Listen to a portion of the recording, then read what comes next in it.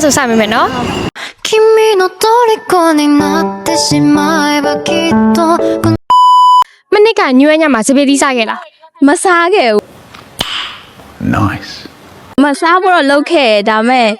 ဟိုကမစားပြစ်လိုက်ဘူး ဒီနေ့ကောစားမယ်လို့စဉ်းစားတာလား မစားတော့ဘူး ဘာဖြစ်လို့လဲ ကောင်းလေးရှိ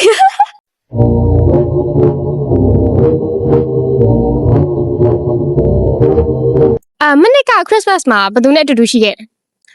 မနှစ်က Christmas ကတယောက်တည်းပဲတင်တယ်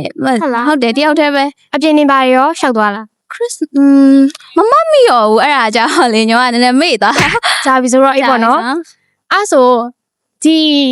နှစ်တိုင်းမှာအတူတူဖြတ်တန်းခြင်းနဲ့လူသုံး ပထမအမေ